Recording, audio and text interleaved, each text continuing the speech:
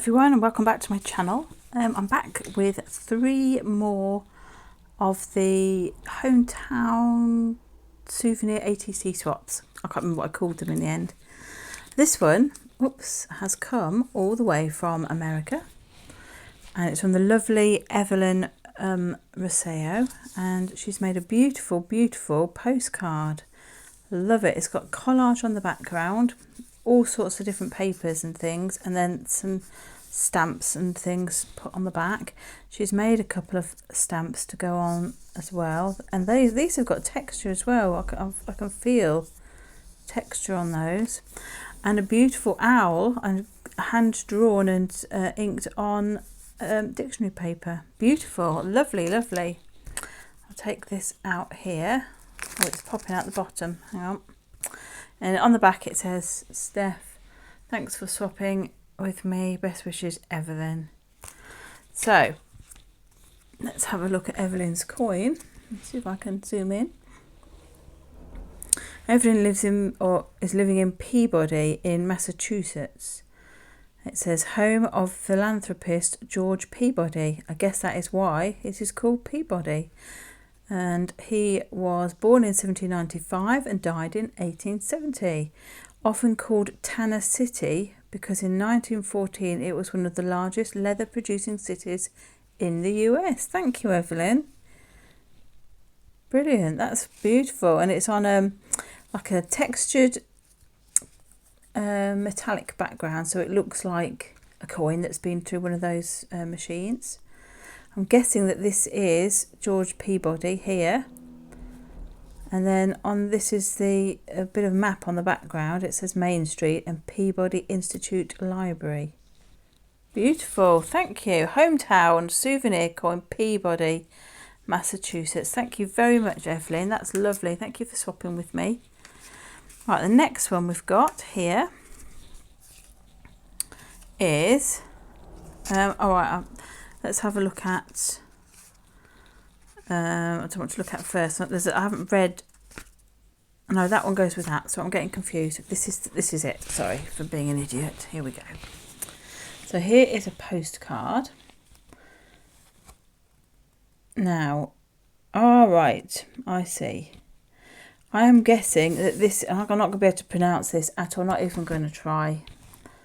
This is, she's done Isaham.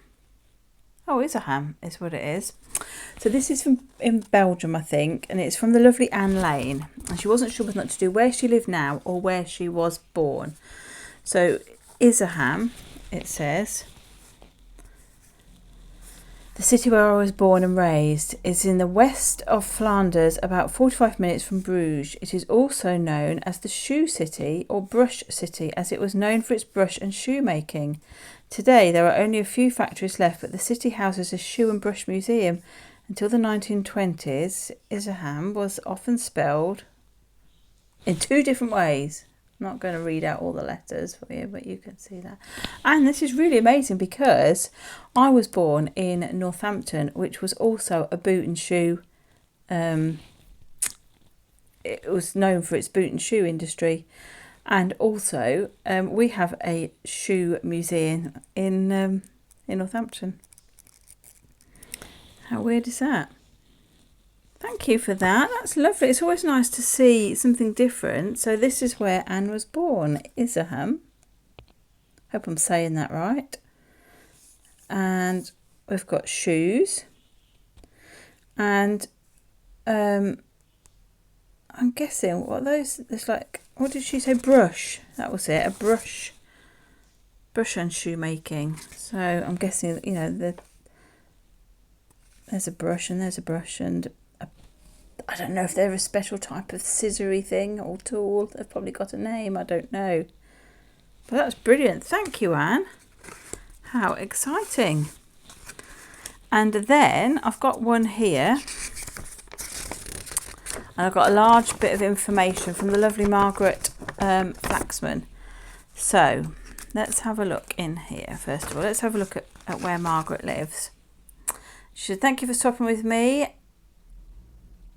Abbott's, I can't read that. Is that Keswell? Looking to see if I can see it on the map. Can't.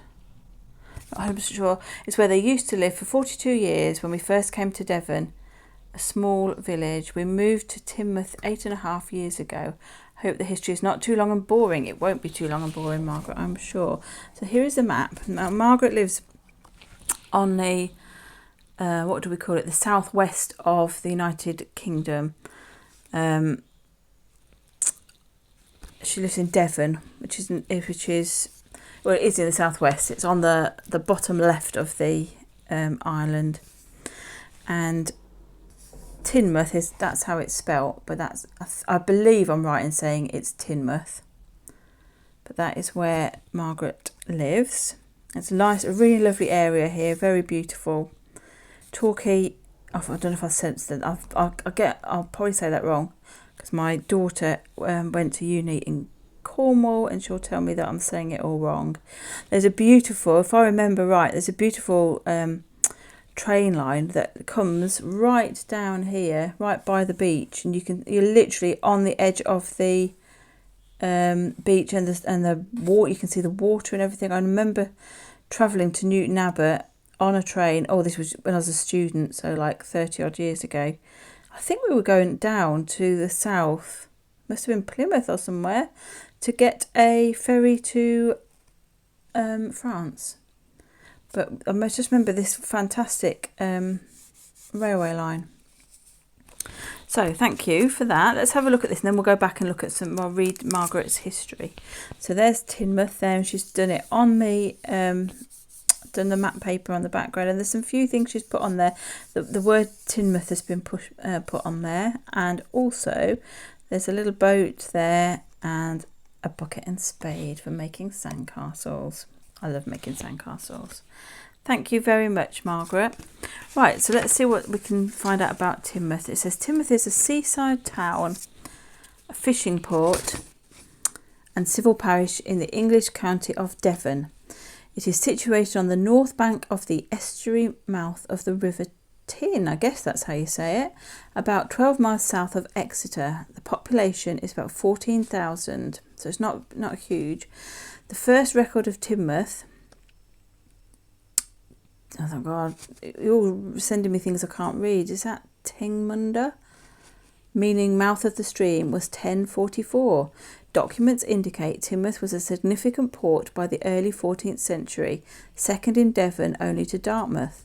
Its importance waned in the 17th century. In July 1690, Teignmouth was invaded by the French, who burned and destroyed it.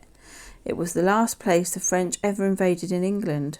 A notable resident was the maritime painter, is that Thomas Looney? He was famous for naval paintings, one of which was Nelson's Battle of the Nile. From the 1800s, the town grew rapidly from a sea fishing port associated with the Newfoundland cod industry to a fashionable resort of some note in Georgian times. Further expansion came with the South Devon Railway in 1847. Today its port still operates, handling china clay, timber and grain. During World War II, Teignmouth suffered badly from tip and run raids.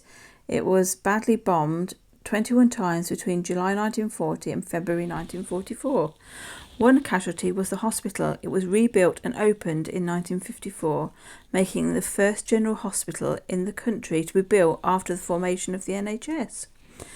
Update: we no longer have accident and emergency, and the powers at B want to close it. Well, I think that's like everywhere, to be honest. We have in Rugby, we haven't had an accident emergency, so any ambulance that we call has to come from Coventry, which is about 20 minutes away. So yeah, not great.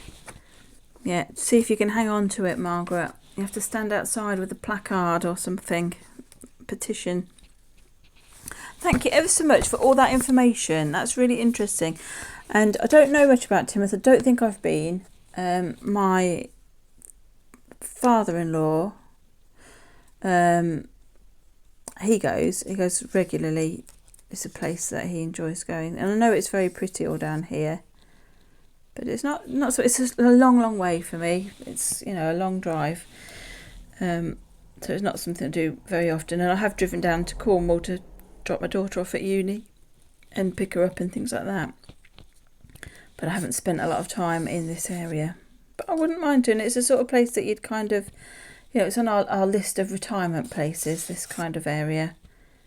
So yeah, beautiful, thank you. So that's Teignmouth in the UK. Oh, how cosmopolitan we've been. We've got, oh, I'll have to look how to say it again, Isegem in Belgium and Peabody in Massachusetts, USA. So thank you guys, it's really interesting. I've really loved getting these in and, you know, finding out about different places. So thank you very much for swapping with me. So that's Anne Lane, who is on Instagram. I'll leave a link.